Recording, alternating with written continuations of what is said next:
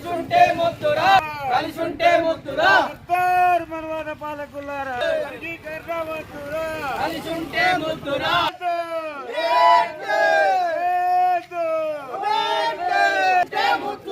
వర్గీకరణ వద్దురా కలిసుంటే ముద్దురా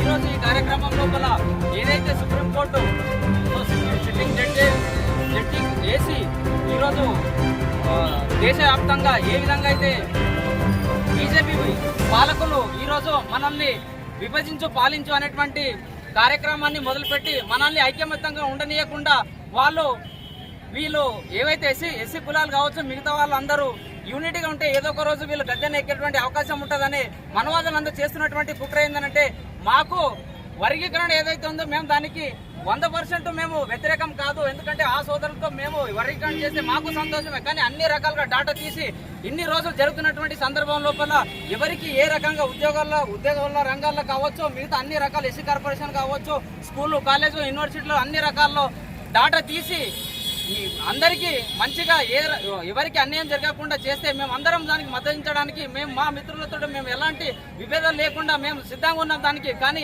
ఎవరైతే మనవాద సిద్ధాంతం కలిగినటువంటి వాళ్ళందరూ ఈరోజు ఏ రకంగా చేస్తున్నారనంటే వీళ్ళని ఐక్యమత్యంగా ఉంటే మాత్రం ఖచ్చితంగా వీళ్ళు ఏదో ఒక రోజు యూనైట్ అయ్యి మమ్మల్ని అందరూ పాతాళాలకు తొక్కేటువంటి అవకాశం ఉంటుందని చెప్పేసి అదే రకంగా కాంగ్రెస్ పార్టీ ఏదైతే మనకు ఆల్టర్నేట్ సోర్స్ లేకుండా మనం కాంగ్రెస్ పార్టీని అప్పటి నుంచి 77 సంవత్సరాల నుంచి మనం కాంగ్రెస్ పార్టీకి మాలా కులం అనేటువంటి వాళ్ళు ఖచ్చితంగా కాంగ్రెస్ పార్టీని మేము భుజాన్ని ఎత్తుకొని తిరుగుతున్నాం. ఎందుకంటే మనకు ఆల్టర్నేట్ సోర్స్ లేదు. బీజేపీ మనవాదం కలిగినటువంటి భావజాలం ఉంది కాబట్టి మనం అప్పటి నుంచి 77 సంవత్సరాల నుంచి మనం బీజేపీకి మద్దతు ఇవ్వట్లేదు. అదే రకంగా వీళ్ళు ఐక్యమత్యంగా ఉంటే ఇది కొనసాగుతున్న ఉద్దేశానికి వాళ్ళు ఏం చేస్తున్నారంటే విభజించు పాలించు అనేటువంటి సిద్ధాంతంతో మనల్ని విడదీయడానికి ఈ వర్గీకరణ తీసుకురావడం అనేది జరిగింది. అదే రకంగా ఇలాంటి వర్గీకరణకు మేము 100% మాకు అన్యాయం జరిగితే మేము 100% మేము వ్యతిరేకిస్తామని చెప్పేసి ఈ సందర్భంగా తెలియజేస్తూ ఈ అవకాశం ఇచ్చిన ప్రతి ఒక్కరు కూడా వచ్చేసినటువంటి మీకు ప్రత్యేక ధన్యవాదాలు. ఈ రోజు కేంద్ర ప్రభుత్వం అనుమతించినటువంటి సుప్రీంకోర్టు ఇచ్చినటువంటి తీర్పును వ్యతిరేకిస్తూ ఇది ఎందుకు వ్యతిరేకిస్తున్నామంటే గతంలో వచ్చిన 2004లో వచ్చినటువంటి తీర్పు ఉందో ఆ తీర్పుని పరిణామంలో తీసుకొని మళ్ళీ ఒకసారి సవరించి దీనిపైన పునరాలోచన చేయాలని సుప్రీంకోర్టు మా ఆలోచన. ఇంకోటి విషయం ఏంటంటే ఈరోజు వరీకరణ కావాలి అంటున్నారు. వరీకరణ మేము ఏ రోజు వ్యతిరేకం కాదు, వరీకరణ చేయండి. కాకపోతే మా జనాభా లెక్క ప్రకారం మా ప్రాతినిధ్యం ఎంత ఉంది, మా ఉద్యోగం ఈరోజు మా సోదరులు చెప్తున్నటువంటి నినాదాలం ఏంటంటే మాతో మా హక్కులు దోచుకున్నారు, మా ఉద్యోగ అవకాశాలు దోచుకున్నారు, అందరూ దోచుకున్నారు అని అంటున్నారు.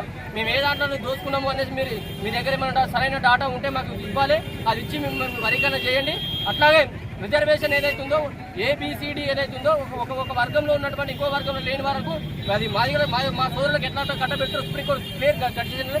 ఆ వరీకరణ చేయడానికి గల కారణం ఏంటి, వరీకరణ చేసేటప్పుడు ఎటువంటి గైడ్లైన్స్ విధిస్తూ ఉన్నారు, ప్రభుత్వం ఏ విధంగా వరీకరణ చేస్తూ ఉందనేసి మాకు క్లియర్ కట్గా మాకు ముందుంచాలి.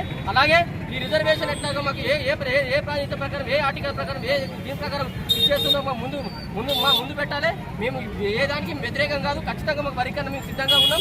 మా వాటా చేర్చండి, మా వ్యవస్థను చేర్చండి, చేర్చిన తర్వాత వరీకరించండి. ఈ అవకాశం ఇచ్చిన అందరికీ పూర్తిగా సమాధానం కాంగ్రెస్ పార్టీని హెచ్చరిస్తున్నా. సుప్రీంకోర్టులో ఖండించకముందే రేవంత్ రెడ్డి అసెంబ్లీలో అందరినీ సభ్యులు పెట్టుకొని చేయడమే బుద్ధి తప్పు. రానున్న రోజుల్లో రాష్ట్రంలో కానీ జనరల్ బాడీ ఎన్నికలలో కాంగ్రెస్ పార్టీని ఓడించే కంకణం పట్టుకున్నాం. సుప్రీంకోర్టు ఏదైతే తీర్పిచ్చిందో వర్గీకరణ అనే విషయంలో అది రాజ్యాంగానికి విరుద్ధం.